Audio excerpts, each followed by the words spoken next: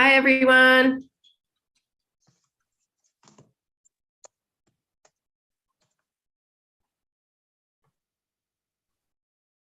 Students. Oh, the chat is live. Hey, Sahar.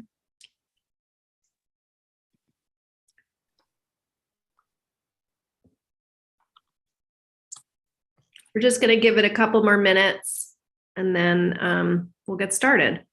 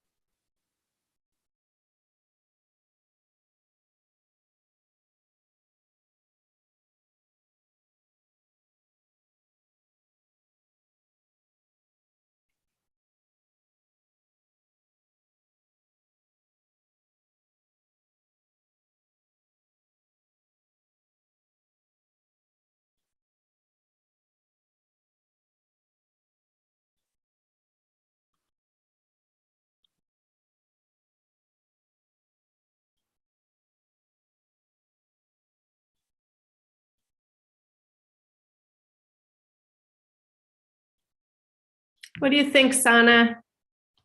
Another couple minutes? I think we're good to start. I think so too.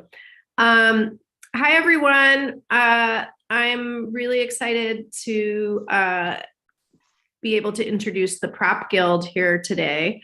Before I do so, I know that we've all gotten super comfortable leaving our cameras off in the Zoom land.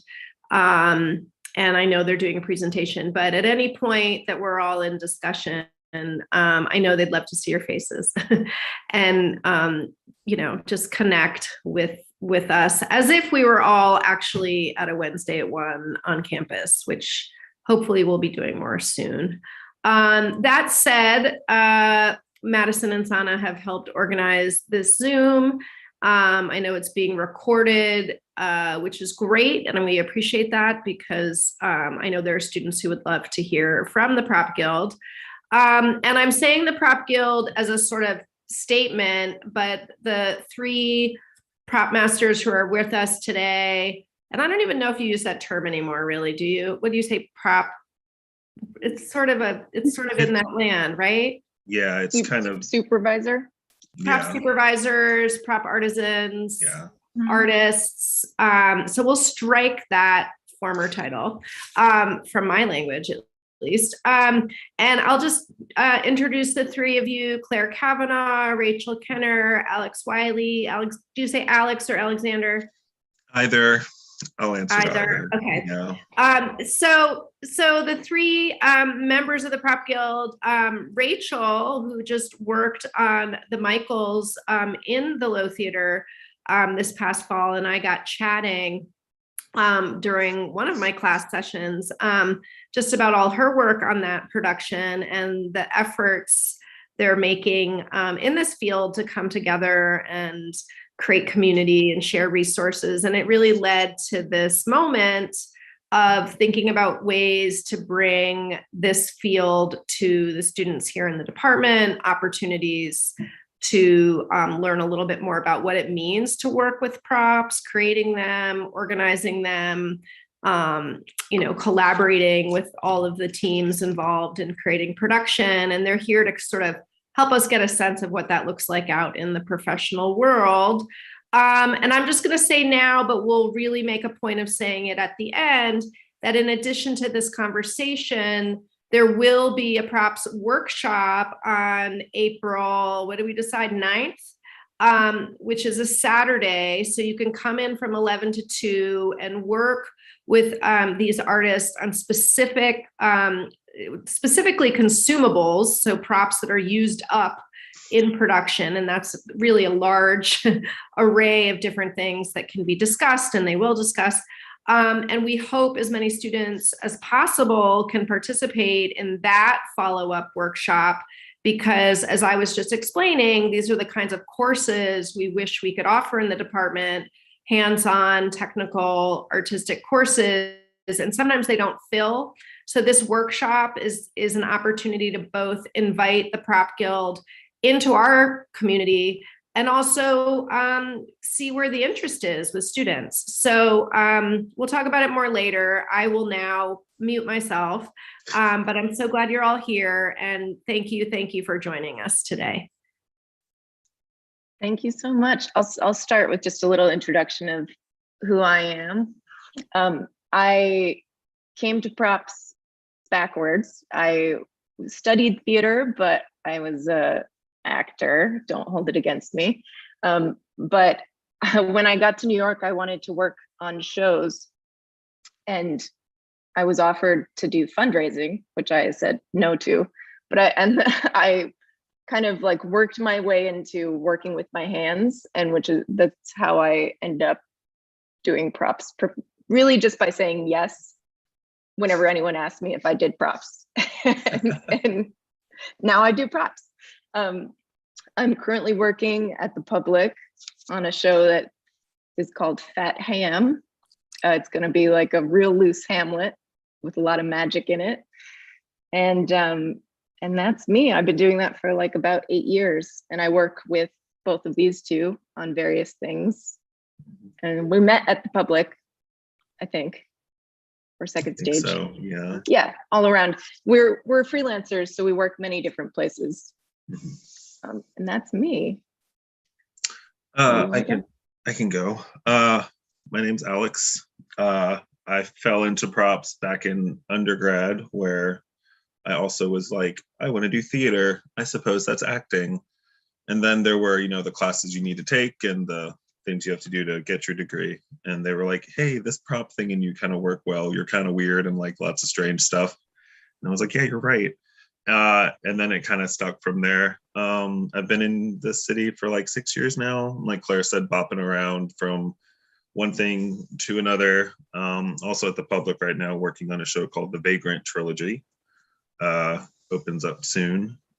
Yeah, it's just fun. Keeps you busy, and it's always different. It's always nice. Hi, I'm Rachel Kenner. I'm also a freelancer. If any of you saw the Michaels, I did some of that, and Claire also did a lot of those props.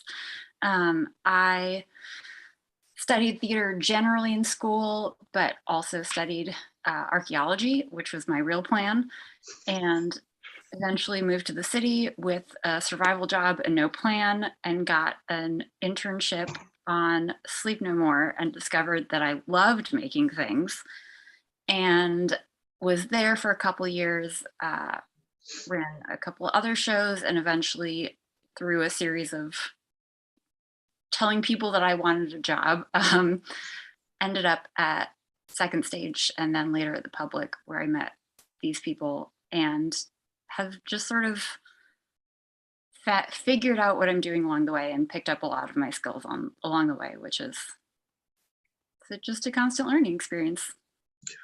And I was just working as a prop artisan on stuffs at the Public, and I am now working on, I am a prop designer for an site-specific opera. It's very exciting. Wiley, you want to talk about the Guild? Sure. So back in the fun summer of 2020, Rachel and I were just talking about our industry and support and some lack of support. So we were discussing how we would like to improve said industry and help build this community aspect to really just bring people together. Props is such a solitary job in a lot of situations. It's you generally all the time. Maybe you'll have help in tech, unless you're lucky and you're working at a place where there is a crew and there is, some full-time staffing, but usually it is a lonely thing in a way. So we talked about this guild idea to bring people together, to share resources, to better ourselves through either getting help on specific projects when you're like, I really need some upholstery work done, and that's not my number one thing, but I know someone who is, or I want to find someone. You can look into that, ask people. Or we're working on like Slack, using Slack as a message board to be like, hey, I need blank, or hey, how do I glue these two things together? Just to really pool the knowledge that our community has, which is just kind of everywhere, into a more tangible space for learning and growing. So that's kind of our goal with this whole endeavor. Yeah. Did I miss anything? Does that sound right? Mhm. Great. You're muted, Claire. We are here to talk to you today about what props are, just period, because that's a starting point that everyone is not agreed upon. It's wild, the things that land on our laps as props people. So first, we want to play a little game with you, if you're willing. We would like to see what you might think props are. So I'm going to ask you if you might put a little thumbs up or thumbs down in your, or you can raise your hand or whatever you want to do, or shout into, you can unmute yourself and say yes or no. Just, we would love your opinion on what props are before we begin. So this is our first question. Cigarettes. As you can see, they're in Mark Rylance's nice hat. I believe this is from Jerusalem. Mhm. Correct me, right? Yep. But he's also smoking them. What do people maybe think? Had a lot of thumbs up. Yeah, yeah. Mhm. They sort of look like a costume. Good point. Mhm. Our take on it is the ones in his hat, if they're attached, they're a costume. Mhm. Probably it's a collaboration though. I bet that props had to make them and give them to costumes. That's my guess. And the one that he is smoking is certainly a prop, and it's a consumable. So that's that. Refrigerators. So this is an image from, this is Curse of the Starving Class and the Gabriels, which was written by Richard Nelson, who also did the Michaels. There's a light inside, which perhaps complicates matters. Thoughts? We've got some yeses and nos. Some Yeah, refrigerators are always props. Even though it's big and it plugs in and it seems unwieldy, that doesn't mean it's scenic. It's our problem. This one in the Gabriels worked and was full of food. Yeah. So that's a collaboration with lighting as well as the light inside. And there's stoves in both of those pictures, and those are also props. Right. And yeah, electrics did help us hook up the working one. Yeah. I wasn't in charge of making it cold, which I was very grateful for, but I was in charge of getting it from Craigslist from Pennsylvania. So Sounds like it was a trek. it always is. Living, breathing animals. Thoughts? This image is from Ferrymen, which was an incredible show on Broadway. And this other image with the lamb is from Curse of the Starving Class as well. A pretty resounding no throughout chat end. We have an if they are carried question. Hmm.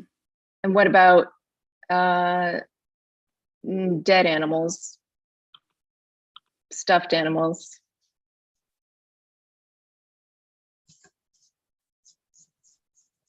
We also have seems like that would be an animal department. It does seem like it would be an Does animal seem like that. department. So the answer is kind of wishy-washy here. Mhm. On Broadway, there usually is an animal handler, but Mhm. as you get further off, like sometimes it gets muddy. At my college, we did Curse of the Starving class, and the props department did adopt a live lamb. It shouldn't be that way, but it is that way sometimes. It's real did it. messy. I did a show out in Williamstown where there was a goat in the show. There was an animal handler, so we didn't really handle the goat on site, but it was props' responsibility to go get the goat for every show, bring the goat back, and then we also built like a pen outside, so the goat was outdoors. Right. So it's like Claire said, wishy-washy. Goat transport, Yeah, etc. It chauffeur. also happens a lot that there is supposed to be a living, breathing animal, and you can't have that. And there's the fake living, breathing animal is always a prop. Correct. And sometimes 100%. it's a little bit of a situation. Pretending Just that as a fake animal is a real animal. Right. Just as an aside, the man holding the goose also had a bunny in his pocket.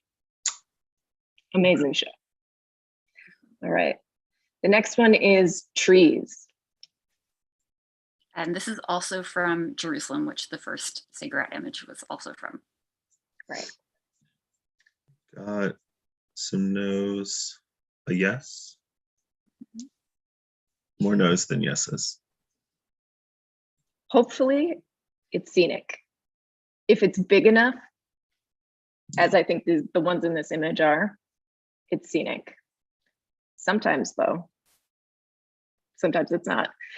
A friend of ours did a Chekhov that had a cherry orchard that had real tree, like the orchard trees, and they were growing them on the roof of the theater to bring them down on stage. Just so sometimes it's props. Most of the time it's scenic. And if there's a single tree, like the tree in Waiting for Godot, that is almost always a prop. If it's a fairly small single item. Puppets. This is from a Hercules that the public did at the Delacorte Theater, based on the Disney Hercules. You might recognize. We've got mainly yeses and a no or two sprinkled. If you are lucky, there is a dedicated puppet person, puppet designer, because it's such a different skill set. It's an amazing skill that they have to be able to build this kind of thing. But for example, the props department helped build, this was designed by somebody and he was on site helping build it, but there were many days where props people were creating parts of the puppets. So it's a collaboration.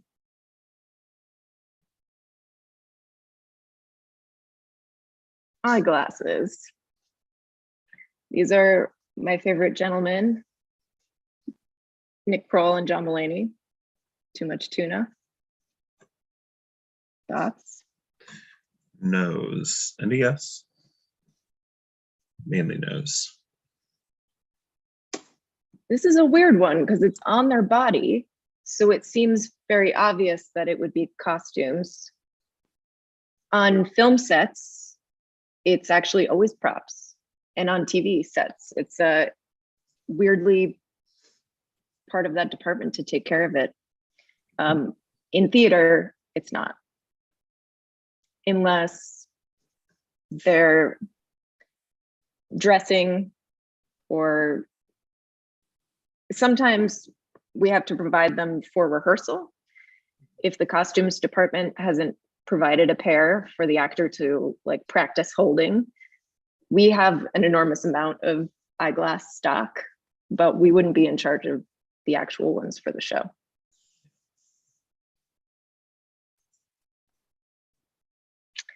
Automobiles. These are from These are two different Malvolios in two different 12th Night trunks. Do we think that cars are props? You had 1 yes. 2, 3 yeses, 4 yeses, 5 yes. The answer is, I hope not. But sometimes yes. At the public, luckily, no. Mhm. There's been a lot of cars and a lot of park shows, and usually it's provided by Scenic. Mhm. But it happens that they fall into prop category. I think it's like a thing that you have to argue about at a production meeting, right? All right, thank you for playing. That is our game. As you can see, it's often a prop. All right. So now we'll go into a little bit of detail about the different categories of prop. Large and small, there's all different kinds of things. So starting with hand props, which are anything that is carried, touched by an actor. This was a show that I did at the public called Eclipsed with Lupita Nyong'o and some other really amazing actors, and it moved on to Broadway. But I can't tell you how many conversations we had about this bag of rice that she is holding. It had to be specialty screen printed, and it was the most expensive prop in the show. But there's lots of other little hand props in this scene, these bundles, the buckets, everything that they're holding. It's a hand prop heavy image.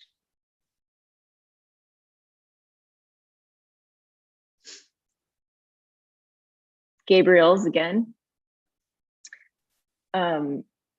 That entire show was props.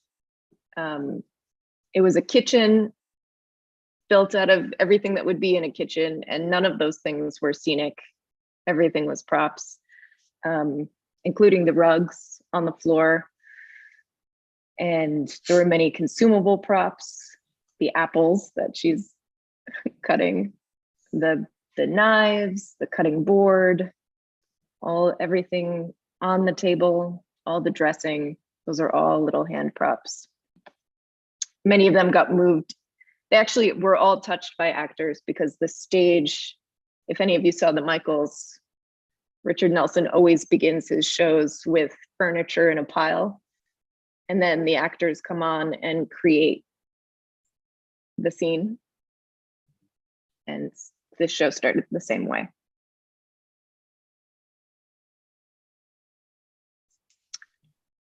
Does anyone have any questions about hand props as we keep going? You can just raise your little hand if anything comes up. This brings us to costume props. That would include purses, backpacks, umbrellas, canes, etc. These aren't all my shows, but this one does happen to be also a show that I was working on called Girl from the North Country. So there's a collaboration between costumes and props in this. Her purse was provided by costumes, but I was in charge of fixing it when it inevitably fell apart because it was a real vintage piece. Her sunglasses were costumes and her headscarf was costumes. Jay's apron was costumes, but we had to provide a rehearsal apron. There's often like a kind of weird thing where props provides the rehearsal item, but not the real item. And we have to collaborate with costumes to figure out what we're in charge of and what they'll take care of. And it depends too, because sometimes you'll have designers for the costumes who are like, I want to say, in every aspect of what these characters wear. Backpacks, canes, all that stuff. But then sometimes they're like, you do it. And so Right. it really can vary from show to show. And on this particular show, it started in London, and so the designer was British, and they do things quite differently over there in terms of who does what job, as in stage management is often the people procuring props.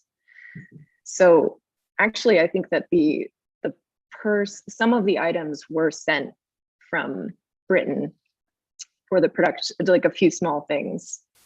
So that's a whole different matter, how the British do it.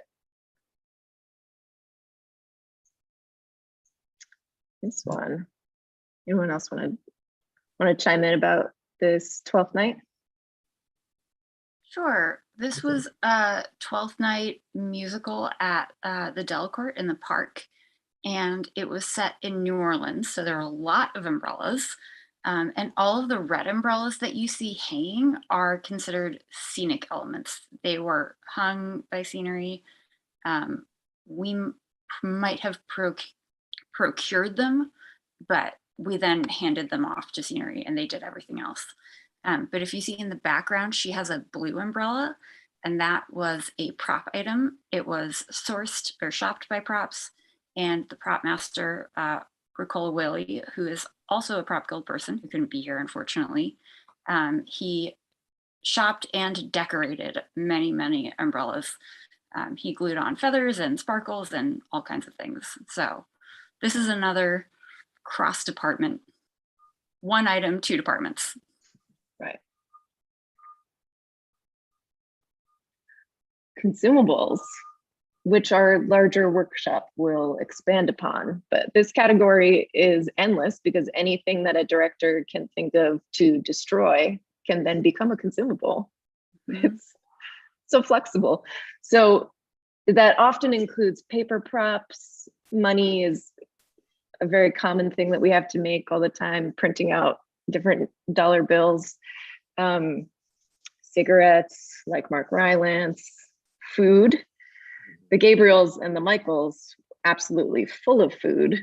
They cooked meals on stage each night and consumed them. So it was actually grocery shopping on those shows. Could be anything. Speaking of, Kenner, you want to talk about Michaels? Oh, sure. So here's the Michaels at Hunter Theater. And we have the cheese board that Marianne is eating from. That was real cheese that was purchased every week from the grocery store. There is that juice glass, which I believe has real coffee in it, although it might have been wine, which is usually juice, or tea and food coloring. And then there is our designer's favorite prop, the butter belt full of real butter that they used every night. Thank you, Claire. And next to it is a loaf of real bread that was baked every night. In the Gabriels, they baked it on stage. And for this one, we had our runner put a loaf of bread he made bread in a bread maker every night, took it out while it was in the dough stage, and then put it in the real functioning oven so it could finish baking on stage. The prop runner usually is responsible for grocery shopping and for prepping all of the food that goes on stage. Although in this case, there was so much food that it was split between props and stage management. And the bread thing was also that you'd smell bread when you walked in. Yes, right? That was a smell prop. That was a small prop. Yeah. And there's also usually a little bit of trial and error with what you always have to check actors' allergies. Some actors, if you're doing wine, they'll want juice. Some of them don't want something sweet. So there's always a little bit of negotiation around what a consumable prop is. In the Michaels, it's usually the real thing. The food that you see is the food that it is, but often it is a weird stage amalgam of food. And in these in the Richard Nelson panorama, the actors were often participated in what the recipes would be. They'd all worked together for so long. It's such an intimate process that they would send me and Richard recipes for me to test to see if we could put it in the play, and we would time it so that it worked out timing wise. Like he would want the bread to be removed at a certain moment in the show. It was a very like complex process of figuring out what they were going to eat and how it went with the play. The whole thing. All right. Queens. Oh, yes, this is my show. This is Queens at Lincoln Center Theater. And it is almost everything that you see in this photo is prop, except for their costumes. But the consumables that they have there are you can see a can of beer in her hand.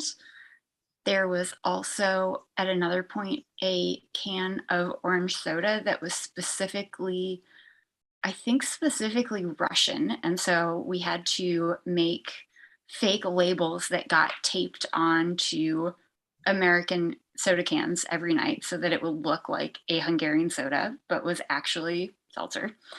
And then the actress sitting on the floor has a cigarette that she spent basically the whole show smoking. And that is, we do not use real tobacco on stage. I'm guessing I don't have to say that, but there's a whole line of herbal cigarettes, and that's also usually a thing. There are also e-cigarettes that we will use now, which have consumable cartridges. And sometimes in stuffs right now, they're just using what we call puff puffs, which is you blow on it, it's a little puff of smoke. You can get those in joke shops, and because it's musical, they're all singing, and so they don't want to be inhaling smoke. So they're just, if they want that little puff of smoke, they're just acting it. There's a question in the chat. What were the labels? So in this case, they were things that I printed out and laminated. So it had that sheen, and they would get taped on every night with electrical tape.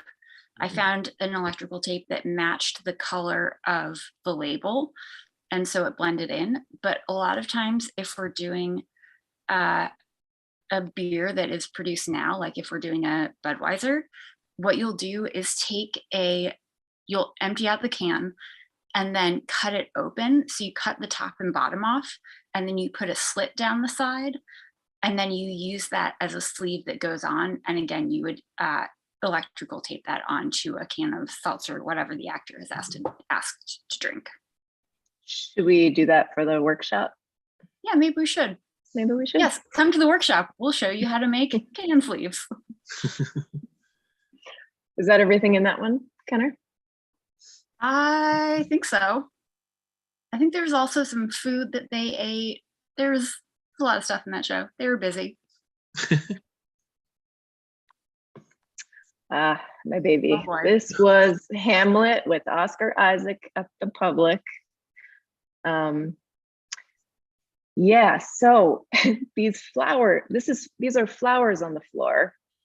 Every night, every day, we would have fresh flowers delivered. This is the most expensive show.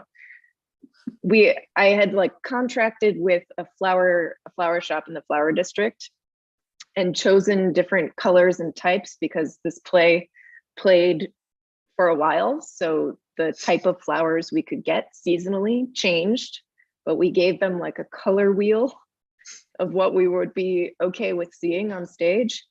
And this whole table at the top of show started out with flowers all along it, and the king lying dead on top of the flowers. It was like a funeral pyre. And at some point, Oscar Isaac throws them all on the ground and steps on them. And then they get covered in dirt, and then they got covered in water. And what he's doing in this image is destroying a lasagna that he would stab with a knife and then flip over. So every night we had to buy a lasagna.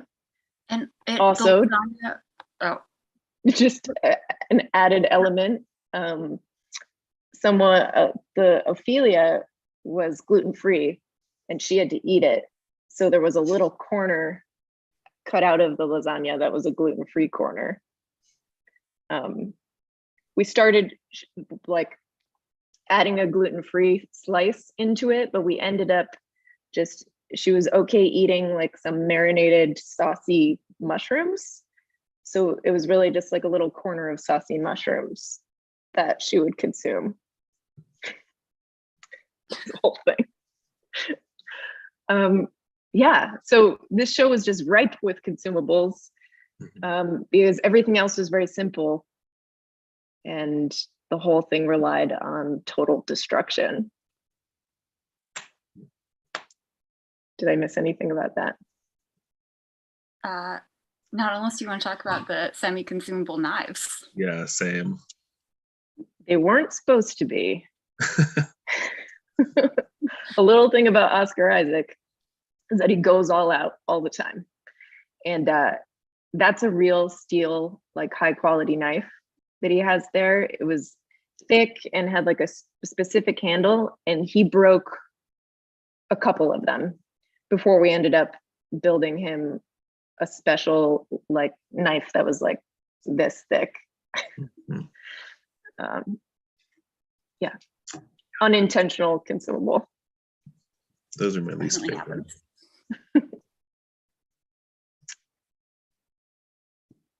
Speaking of knives, weaponry. So oftentimes the fight choreographer collaborates with us on the weapons. It kind of depends on how the show goes and what your stock that you're pulling from is. Sometimes they provide, there are a couple fight choreographers in the city who have their own stock of guns and they will rent it to the show. And there's also a rental house, or a couple rental houses. The weapons specialists are one that we work with often. So they will often come in, if they're renting us a package of guns, they might come in and demonstrate how to use it, or they'll demonstrate to us how to use it, and then we can teach the actors. There's a lot of assistance when it comes to weaponry, because most prop people are versed in the basics, but things get pretty complicated in that world. And it's great to have help and backup, especially on something that the stakes are high in terms of safety. These guns, for example, were provided by our fight choreographer. They fired, this was also in Eclipsed, and there was a scene where they were firing blanks, and there was also a scene where they pointed the gun at the audience, which is an unusual, it's not recommended, but through the fight choreographer, that was worked on. And I actually didn't have to do much in the world of these guns, which I was grateful for.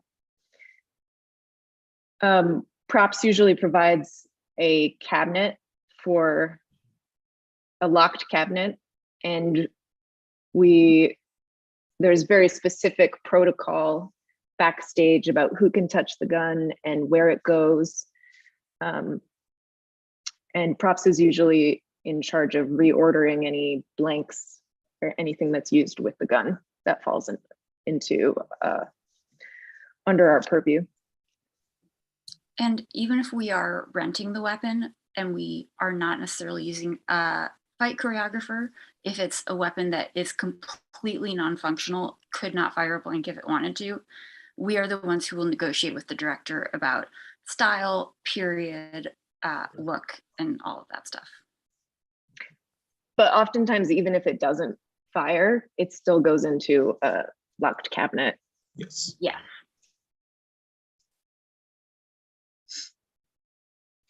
Okay.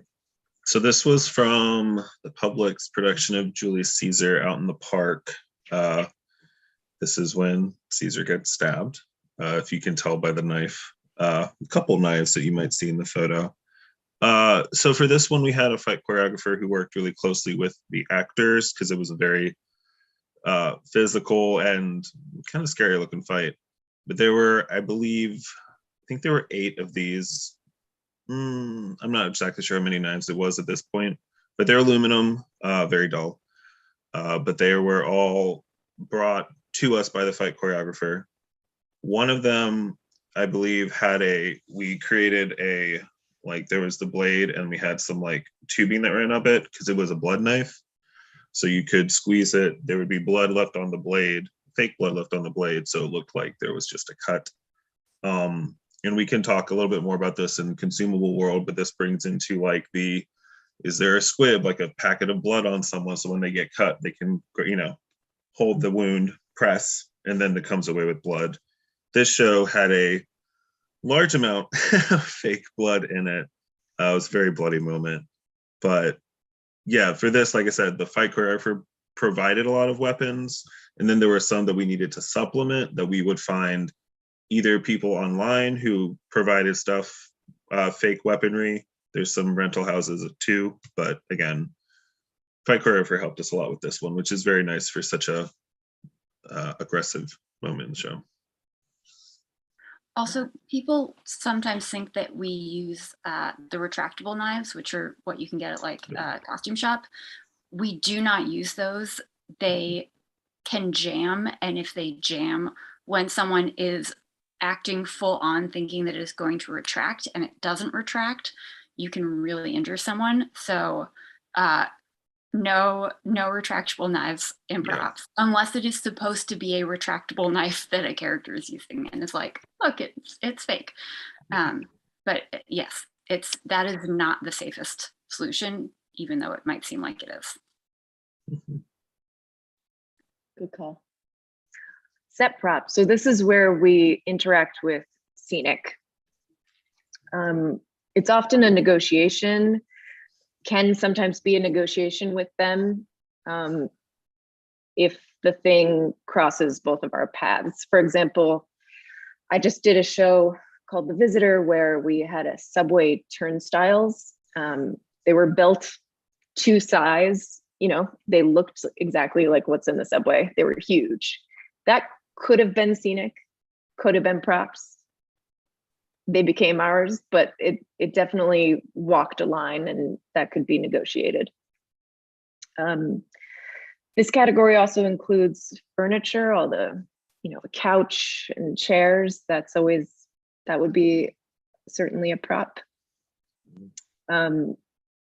This was our friend Ricola's show, and he took care of almost everything in this image. He was in charge of the bookcase and the bed.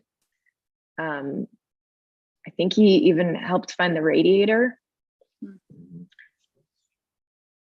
He certainly pulled the table and chairs, and then I think he collaborated with Scenic on this cabinet, but often things like kitchen cabinets are props. What we were saying earlier about lots of times we'll provide and someone installs is fairly accurate with most of those things like that. Here's the thing, and then they put it where it needs to go. Well, the way it shakes out when we're freelancers at smaller theaters is that often the props department is 1 or 2 people, but the scenic department might have enough hands to do the physical work of putting in a kitchen cabinet, that kind of thing. So we ask them for help. So this was at the Public. It's the first scene in Ain't No Mo. And everything here, except for that red curtain, was a prop built by or sourced by props. So on the left of the picture, we've got the keyboard and the keyboard stand. The keyboard was functional, but it wasn't plugged in, but it could have been. In the center, you'll see this gold casket with some flower vases, the giant floral bouquet on top, and the platform it lives on. So we custom made this platform to fit this casket. Now the casket was black, but it wanted this gold finish. So we actually sent it to a scenic shop, and they gold mylard the whole thing for us. And then it came back, we set it on here, made the curtains, painted it, or painted the platform, and then made these giant floral bouquets that lived on it. And then on the right of the picture was a character called Miss Bag. That's her. And she had her own pedestal that we also created. And there was a moment where an actor is trying to remove the bag from the pedestal and it can't move. And so to help the actor with that, we installed electromagnets in the purse, this bag, and the pedestal, so they were engaged. It was very, very hard to move it. And then at a certain point, it could be turned off and the bag could be removed. So yeah, this was another very prop heavy show where it went to lots of places and we didn't have the room on stage to roll out big walls or stuff. So everything was very prop heavy to let us know where stuff was or where we were. Yeah, it was a fun show. Super fun show. Mhm. Oh, Oh, Wild Goose so Dreams. this is Wild Goose Dreams, also at the Public. I don't know if you've picked up on this, but all of us work at the Public a lot. Yeah. And this was a very minimal show prop wise, but in this image you can see there's a nightstand, and the nightstand and everything on it is prop. The bed and the toilet are joint scenery and props efforts. So the bed is built into the set and actually folds down. And so scenery did all of that, and we provided the mattress and the bedding. The toilet was also, so the platform, that's also built into the set and flips down. The toilet we provided, it is a special vacuum formed plastic toilet with a real lid and real plumbing that is obviously not connected to anything because puppet penguin came out of it. It kind of made sense in the show. And there's actually another scene where an actor had to wear the toilet seat, so we cast a different one out of rubber. But this is, again, another combination of sourcing and handing off. Brilliant. Set dressing, which is all the small items on the set. So bookshelves, mirrors, anything that's hung on the wall, curtains. Scenic would build the window, but we would build, we would purchase the curtain rod and the curtains, rugs, anything like that. That's all props. So this was from a show at Williamstown Theater Festival a couple years ago called Romance Novels for Dummies. And the main thing in this is clearly the giant floating bookshelf. It was floating, there was no support to the ground. And so what props ended up having to do was we needed to make everything on it as lightweight as possible. So we went to Craigslist, bought 2,000 pounds of books, literally just a lot of books. It came in two giant boxes, palleted onto lots of books. And we bought a bandsaw. In each of those books, if you looked at them on the side, was an L, because we cut out all of the interior of the book to remove as much weight as possible. And then they were glued together and glued onto those bookshelves. Again, it was a weight issue because the bookshelves had some steel in it. And since they were hanging, we couldn't have a lot of extra weight. And surprisingly enough, cutting so much out of the interior of those paperback books really reduced the weight. But we hired someone who came down for a week just cut out the interior of books. Yeah. Murderer. Yeah, it wasn't the most glamorous of jobs. It looks really cool though, but it took a long time. Was one of the requirements that all the books be the same height? Yeah, at first they wanted every book to literally be a romance novel, and that was quickly abandoned because we didn't have the time or resources to only find romance novels. But we settled on everything being the generic paperback size of a book. So yeah. It looks like they are. Yeah. Great job. Kenner. This was Southern Comfort. Yeah. This is a Rachel show worked called on it. Southern Comfort at the Public. And the main character was a trans woman, and it's sort of who lives in the South. And one of the main concepts was this tree. There is a column in this theater that every scenic design has to include somehow. And so this one was a tree.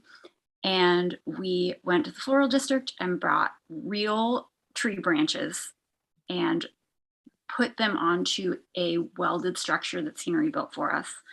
And then we got, most of these are wine crates, and we built little sort of memory boxes of all of these things that would have been significant to mostly this main character.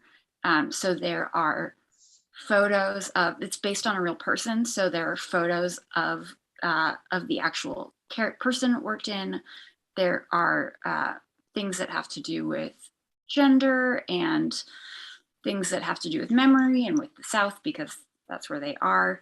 But it was a really fun project because so much of it was like, here are all of these items, put them into something significant and artistic looking. And sometimes we do get to do really fun projects like that, where you really just get to go to town. There are like license plates in there. There are a bunch of practical lighting elements. There's a birdhouse. Yeah, it was. And then the assistant prop master and I sat in that tree for days and attached those boxes to the tree structure. Yeah. And that was a huge collaboration because it's not like any of this is touched by actors. This is like the scenic centerpiece of the show, but it's covered in props. This is another of Rachel's. Oh, yes. This is one of my favorite shows that I've ever worked on, Natasha, Pierre, and the Great Comet of 1812. Yes, that is all one title. And it was an immersive show. This is the Boston production. So there was seating on stage, and also there's regular proscenium seating. But everything that you see on the walls is sourced by props. So that is mostly Russian art that we got custom printed out and then had to find frames for. There were, I think in the Boston production, there were 400. In New York, there were 200. And there were also picture lights on most of those, or on many of those, that we worked with lighting on. And the New York production moved a couple times. And so part of our job there was to map. The scenic designer placed everything. And then when we moved, we drew very careful maps of where all of the paintings went. So when we got to a different venue, we could put them back where they went. There's also, sorry, if you look in the middle of that photo, there's a piano. That is all set dressing as well. Lots of little proppy things there. There are also a lot of hand props in that show. The chandeliers were not props. They were built by a motorcycle shop. So they were scenic for That's so once. cool. Now I'm done. This is a show that Rachel and I built together called Gently Down the Stream at the Public.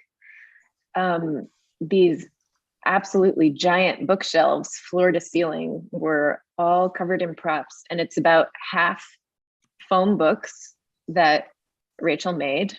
They were blue foam wrapped in a paper cutout and sealed. I had like searched for historical books and printed as many different colors and types of covers that I could. And we built a like assembly line, and Rachel spent weeks making foam books. And then the other half of them are real books that we got from a Craigslist person. And then there's all the boxes and all kinds of knickknacks and tiny things and little lights. We purchased the lights and then Electrics figured out how to hook them up. Yeah, and then even the items in the back here, I don't know if you can see, but there's a kitchen cabinet back there and all these picture frames on the wall in the back through the door. We were also in charge of this curtain and this curtain, all the things. And these rugs. Which brings us to lighting. As we just mentioned, we often are the ones who procure, and it's usually a collaboration between scenic designer, lighting designer, and what we can find. They often have a conversation without us first, and then they kind of tell us what they're looking for, and then we send the options to both of them, and they decide. So this one was a show I did at Ars Nova called Dr. Ride's American Beach House. It was about Sally Ride, that situation. But the whole show took place here. It's on the roof of an apartment building, and you see all these lights. We've got the party lights, just a table lamp, this clip lamp up on the left, and then this very iconic desk lamp with the green shade. And for this, what they told me was, we just want an eclectic collection of lights that, these apartment people could have brought out to just hang out on the roof. We didn't want it to look planned, just like they grabbed what they could and went up to the roof. So I went to Stock of the Public, stole a couple lamps, borrowed, and then found some really fun kitschy lamps online and just kind of brought in a spread of lamps. I think I had like 15 with some string lights, and we just kind of played for like an hour. The set designer, the lighting designer, and I. We clearly didn't land on that many. We pared it down a bunch, but we would swap lamps out and be like, what about this? What about this? So it was actually a lot of fun just to like collaborate, be like, these are the things I think would make sense. What do you guys think? And this is where we landed. So sometimes you do get to have those moments of like, I think, you think, and this is what we've reached together, which is really nice. Yeah. This was also Wiley's. This is another one. This was the light at MCC. And as you can see, it's just an apartment. It's the only place they live in, which is one of my favorite things to do, just to decorate a space. But in this one, as you can see, there are lots of practical lights. We've got little lights up on the bookshelf on the left and the right side. There's a table lamp. There are these 4 lights above the bar. And then there are these track lights in the ceiling. Now, I took care of all of the lights except for those track lights in the ceiling. The lighting designer and the lighting crew spec'd them, bought them, installed them all on their own. I didn't have to do anything. And then the lights above the center unit, the kitchen area, are ones that I sourced. And then since they all had to hang at different heights, Scenic installed and like trimmed to the correct height so they sat level. But everything else, so those were collabs, and then the little ones about the stage I would find and then ask for either an outlet to be put there, or for some we would just drill through the back and run the cable. So once we set stuff, we installed it, and then it was like, this is where they're going to live, so we don't have to hide it. But of course we had to move some things a couple times, and then surprise, there's a book that lives there now, Great. Greenery. So this is a smaller category, but tracks with the trees that we talked about earlier. Oftentimes it's something we work out with Scenic about what will be ours and what will be theirs. On this show, which both Wiley and Kenner worked on, I believe. They can talk about it. Yeah, this was Much Ado About Nothing out in the park in 2019. Yes. It does say Stacey Abrams 2020. I think that was. It was 2019. It was 2019, cool. But this was for, anyway, time's strange. but Rachel and I worked a lot on all of the greenery in this, all of the vines that you see on the housing unit, and then these trees. There are bushes around the house. There's some rose bushes, and then these bushes around the stone circular thing. We installed all of those. The vines we attached, and then I'll let Rachel talk about the trees because those were such a specific prop scenic build that we got to go through together. But the fun thing about this was we installed everything, and then once we installed it all, we installed lights on everything. So we would wind the vines around the trellises and then come back with string lights and then wind the string lights. It was a good 2 weeks of just floral work. So Yeah, the peach trees were something else. the most floral work I've ever done. The trees were welded by Scenery, and then we spent a cold week literally sitting in them, wrapping. We attached branches and fake peaches with wire. And then there's this stuff called Jaxam, which is like a very textured paint coating, comes in black, and we dipped strips in the Jaxam and wrapped it around the tree. It was a very messy, but I thought fun process. Mm-hmm. Yeah. Fun fact, these are real trees. Yeah. Yes. Musical instruments. So even though if you're doing a musical, there's probably a whole team of music people, sometimes things still end up in props land, depending. It's again a negotiation. This was from Girl from North Country Broadway.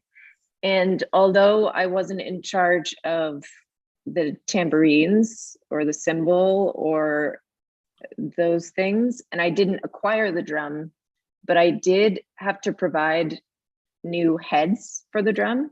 And I had to remove this and paint it and put it back.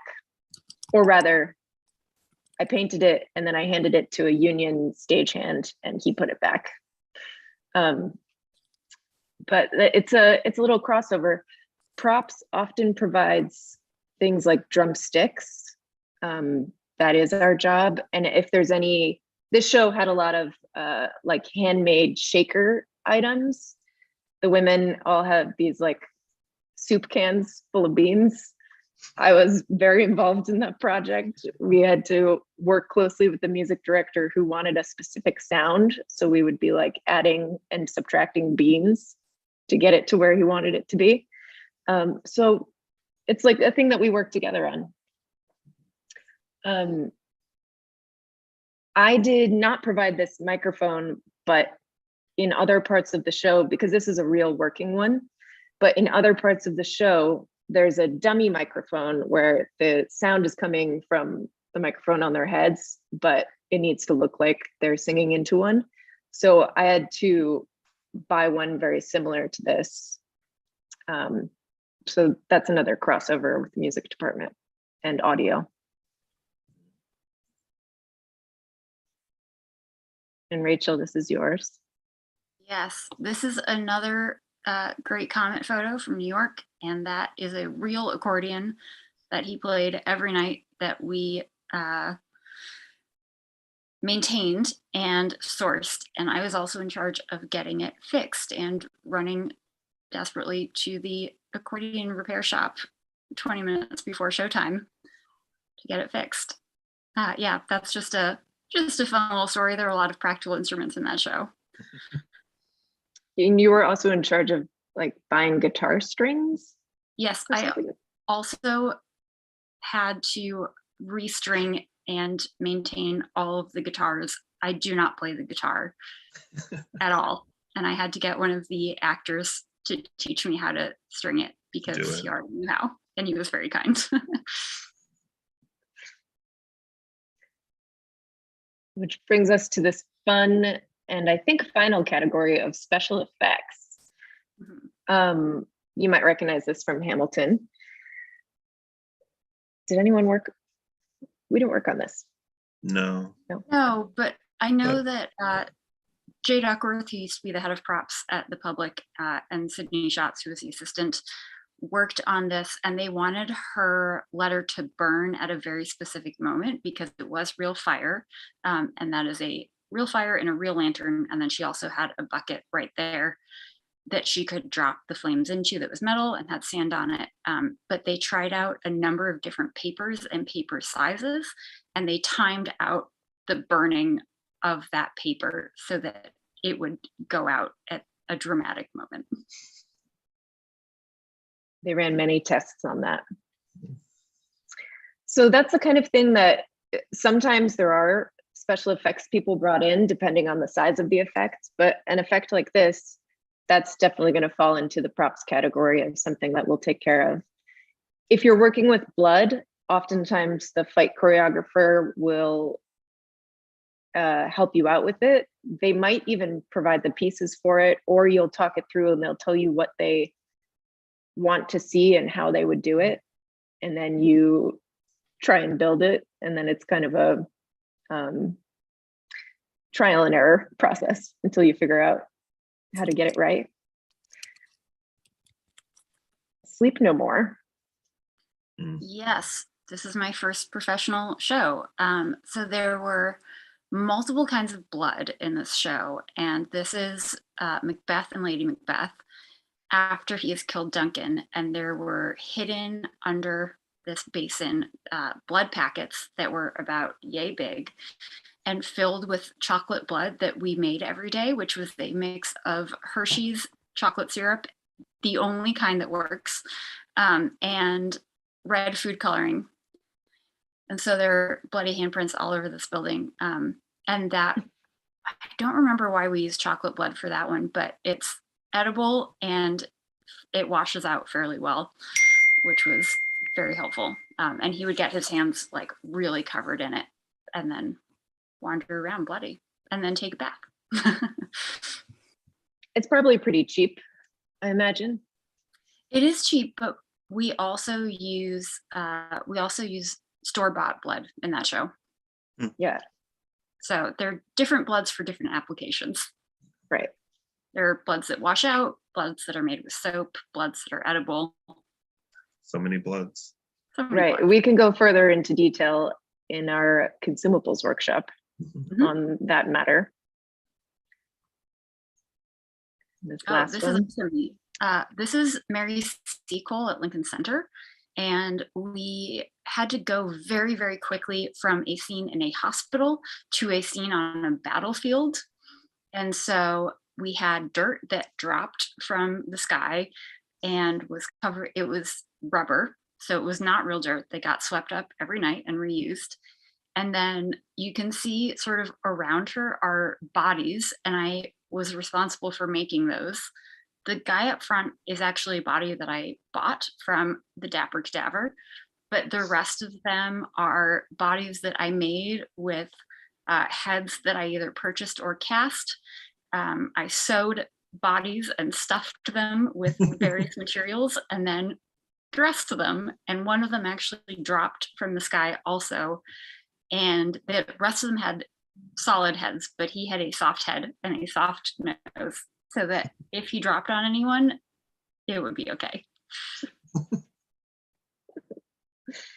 There's, yeah, that scene was just chaos. Yeah. Oh, I did forget about this category. So our friend Ricola, who's not here with us, often works in commercial props, which is kind of a whole different thing. But he used to work in theater, and his skills as an artisan have translated really well to working for, he used to do a lot of the windows at Christmas time for Macy's, and he also has worked for Nike, many different commercial gigs, where if you have these artisan skills, you can get paid pretty well. So these are a couple of things that he made. These are real sneakers that he stitched for Ritz Cracker. And this is a pasta machine that is giant, and you can find it in the Oculus. He worked for Italy. These are some sad little polluted creatures. I'm not sure what the campaign was for, but I think he stitched these little guys together and then added their candy blood to them. And those are all the categories. I mean, there's even more, kind of, depending on how you talk about it, but that is a basic overview of all the things that we have regularly been asked to participate in and make. Yeah. Kenner, do you want to talk about jobs? Yeah, I want to make sure we have time for questions, so I'll just briefly go over. Prop supervisor sort of means that you're in charge of everything, of procuring and making sure that everyone has what they need, and coordinating communication. An artisan means that you are only making things. So it's all different skills. Usually, I learned all of mine on the fly. There is no skill that you will not at some point need as a prop artisan. A prop runner is there for the show every night. They will put the props where they go, take care of them, put the props away at night, often do handoffs to actors. A shopper, it's exactly what it sounds like. You shop for the props. And that is a skill unto itself, I will say, knowing specialty stores, knowing how to communicate, having an eye. A prop stylist and a production artist are more commercial positions where you're usually for photography or for film. It's about looking at things and creating compositions. And a set decorator, in theater, we also set decorate. So it's not a separate title, but on film, a prop supervisor and a set decorator are different. So a supervisor does hand props and a set decorator does all of the background things. And there's many, many more titles. You can really make a props job to suit yourself. And if you have questions about them, I'm happy to answer, but we have 15 minutes left. So shall we open it up? Yes, please. This is just kids having fun at props work. Yep. We have fun too. Does anyone have any questions? You can ask them in the chat, or you can raise a hand, or however you want to do it. Oh, I see a hand already. Sahar? Am I saying your name right? You are. Great. So I have a question for everyone. When you're looking for your next job, if not through connections, are there certain sites you look at? Not well. In the prop guild, we actually do post jobs for each other, but there aren't. I have never gotten a job through a website as a freelancer. There are jobs like offstagejobs.com and Playbill are great if you are looking for more of a full-time or designer position. But if you are looking for work, you can also look at individual theaters' websites if you know that you're interested in working there. But honestly, it's also great to reach out to people and say, hey, I'm looking for work. Here are my skills. Do you need anyone? Do you know anyone who needs anyone? And often they can point you in a good direction. This job, more than any other I've ever had, is so much person to person, word of mouth. You work for someone and then they pass your name to someone else. And that's been how it's since I've started. I've never actually applied for a job. It always just someone reaches out to me, I reach out to someone, which is why doing an internship, if you really wanted to do this kind of job, starting with an internship where you start to meet people is probably the best way to break in. Yeah. And if you're thinking, I don't know anyone, you know everyone at Hunter, and you also know us now. That's true. Like, please, no one will be upset if you reach out to them and say, I'm looking for work. No. That's how it's done. Yeah. Any other questions? There's one in the chat. It says, as a viewer or artist, what has been your favorite smell prop that you've experienced? I actually, we didn't have any pictures of it. I just did some work last November at Hershey Park in PA. My roommate and I were putting together a breakfast with Santa moment. And while we didn't do this, something fun that Hershey Park does, which kind of falls into this, is they pump chocolate smell in all of their spaces. Their hotels, their park, everywhere is a constant smell of chocolate. So honestly, when I say that, I'm not sure if it was my favorite, but it was my most effective, because every time I walked somewhere, I was like, I could do a chocolate. So it happens a lot of places. Just fun to share. In Sleep No More, which is a 6-story building, if you haven't seen it, they actually scent designed the whole building. And so part of the prop preset is scenting every room. And there's a line of fragrances by a company called Demeter, and they make every kind of fragrance you can think of. There's one called Funeral Home, there's one called Grass, there's one called Sunscreen. So you just walk around and do a little spritz. And it's, to this day, there are certain smells that I'll just be like, Sleep No More. So that was also very effective. Amazing. This show I'm working on right now has a big old barbecue on stage. And it's been requested that we pump smoky, like hickory smell into the theater for it. So I'm currently researching smells. I think we're going to do it through like some kind of smoke machine. It's a collaboration with lighting. It's going to be great.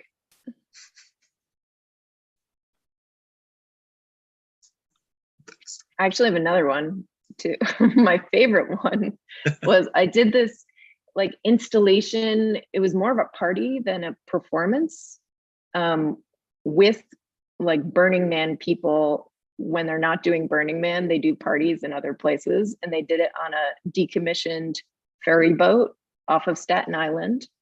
And I worked in the engine room, and the room was like a bordello. It was very red and dark and dim.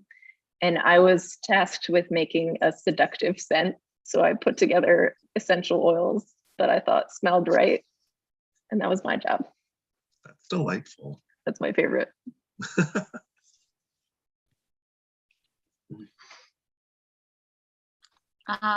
Let's see. In one of your photos, you mentioned that a chandelier was built by a motorcycle shop. I'm sorry, I can't answer this question that well because I was not involved in that process. I actually, for the most part, I came into that show as a prop runner. So I was not involved in the initial build, but the designer came up with a very specific look that she wanted, which was very metallic. She wanted the sort of welded, she liked that it was welded, and it's a weird shape. As you saw, it's like round. There are the spikes coming up. Yeah, very Sputnik-y. There were also little like prong things that had Swarovski crystals on the end. And I think that they just bid it out to a lot of shops. And the motorcycle shop was the one that came back and was like, yeah, yes, we're down to do that. And they also covered, they also did the electrics as well, I think, because they do that for bikes. Yeah, I'm sorry, I don't have more of an answer for that. We got 2 questions. Let's do one from Joshua and then we'll go to Louisa. Joshua says, how do you get your foot in the door to be able to do this type of work regularly as freelance? Yeah, it's a tricky one. Yeah. I mean, kind of like we were saying, part of it is just talking to people you know, being like, hey, I want to do a thing. Do you know anyone doing something that needs a hand, that needs assistance? And something that we kind of touched on, Rachel said about like our job postings, but something we're trying to do is kind of gather some of these things so you can go to your fellows and your peers and just be, hey, I've got 2 weeks free. Does anyone need something? Or they can say, hey, I need a carpenter for X number of weeks or hours or days. And people can fill in and say, hey, that's me. Or, hey, I know someone. So it is difficult though. There's some perseverance to be had for it, which is difficult, but important too. Yeah. What I've found is that once you get started, one job leads into the next. If you end up, because there aren't that many props people, it's actually a really small world in New York, and a lot of us know each other. And then even once I had worked for a year or two for a couple people, my name started getting passed around without me pushing it. As in, someone would ask, do you know any props people? And they would send my name. So it is really it's a getting started, which you can hopefully do through an internship or by reaching out to someone that you already know in the business, like one of us three. And then segueing that, and then being pleasant to work with and game to do anything when you first show up. That's like the most key component. Just saying, yeah, I can do that. And then you Google it, like Google it in the elevator on your way to go do the thing. But also, Yeah. if you don't know how to do something, it's okay to say, I don't know how to do this. It's That better too. to say, I don't know how to do this. Can you help me? Than Yeah. to go off and do it very badly. Like, there's a fine line between I think I can figure this out on my own and I need help. And it's okay to say that. And yeah, I think that I've worked as a freelancer for 8 years, and I think that there are 3 people who are responsible directly or indirectly for the fact that I've been employed for pretty much all of that. Wow. Let's see. Do you want to talk to Louisa's question about sustainability, Kenner? Sure. Let's see. I'm very passionate about sustainability, and it's hard to learn about best practices. Honestly, a lot of it is sharing information between us. There are also a couple companies that are very invested in it, like Waste Management, which is, they do exactly what they say, but they're really invested in sustainability and in helping the arts become more sustainable. There's also Materials for the Arts, which I know Louisa knows about, and it's a wonderful place. And you can basically, if you have something that you don't want, it will probably be useful to them, like old materials, old props. And you can also go there for free and get stuff. You can recycle a lot more than you think you can recycle. Sometimes it's just doing the research, and I am trying, it's really hard, but to not be buying. Designers will try and get you to buy things that you don't need, just so that they can look at them, and to try and be a little more conscious about your purchasing and about what materials you're purchasing, about what their life cycle is. Yeah, sorry, I would love to talk more about that, but I feel like it's a very broad topic, and I love it. Yeah, We're talking a lot. As the guild, we are trying to talk amongst ourselves about how it can be better. It's not that great right now. That there's a lot of waste in theater, but oftentimes as props people, we sometimes are responsible for striking the show, and so what we try to strike responsibly, as in give everything away on Craigslist instead of it going to a dumpster, or give as much as we can to Materials for the Arts or other organizations that do something similar. So we're trying to work on our little corner of making theater better in that way.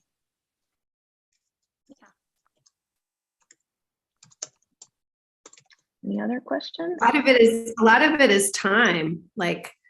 There's a whole conversation to be had about time or money, right? So you want something quickly, it has to be shipped. Suddenly there's all this waste, but locally it might be more expensive, or making it might be more expensive. I don't know. It seems like that's constantly a a big conversation in the theater world is time and money, like, and time can really create a lot of waste, the pressures of 100%. I think it would be a good follow-up chat sometime Definitely. to like, go into this whole conversation. I mean, I do think safety with materials, and I'm not trying to speak for our students, but I think it is consistently something that we're all sort of learning on the job of like how to use this tool, how to use this material. Am I using the material for the right purpose and the right way, or am I kind of doing something with it that who knows what the effects will be? Like, there's a lot of experimenting, which is part of the job and part of what's really fun. And then there's also this wealth of information that sometimes feels like it's hard to tap into. I think, I don't know, I just think it's great to hear from you all and all these experiences, because clearly there's this hive mind out there. We're working on it. Yeah, it's great. So great what you're all doing. Were there other questions? I know we're getting towards the end. If you do think of questions after this, our website is thepropguild.com. Our email is info@thepropguild.com. And Louisa also definitely knows how to get in touch with all of us, and we would be more than happy to hear from you.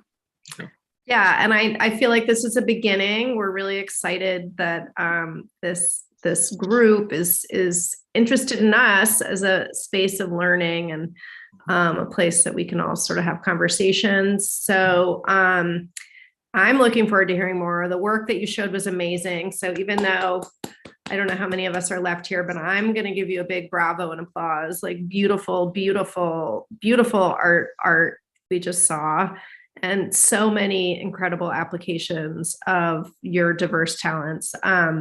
Really, really, really covered such a huge scope of what this field really is.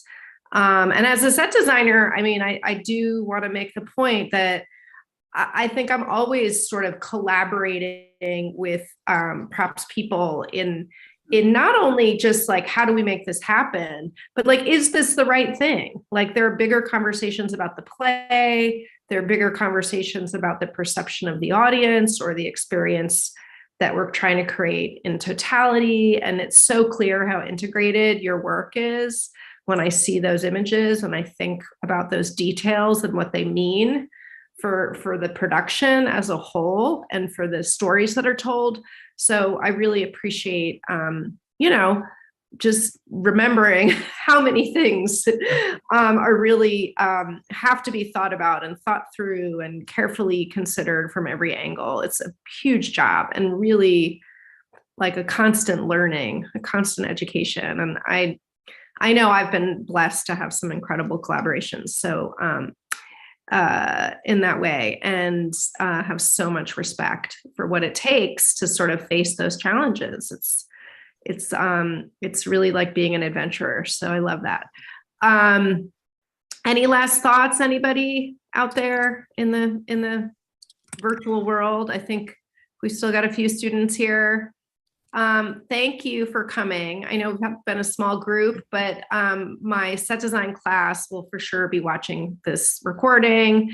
And everybody spread the word about the workshop, because there's really nothing like getting hands-on and seeing some of the skills that are represented here in live, in view. I think that will be great for all of us. So thank you.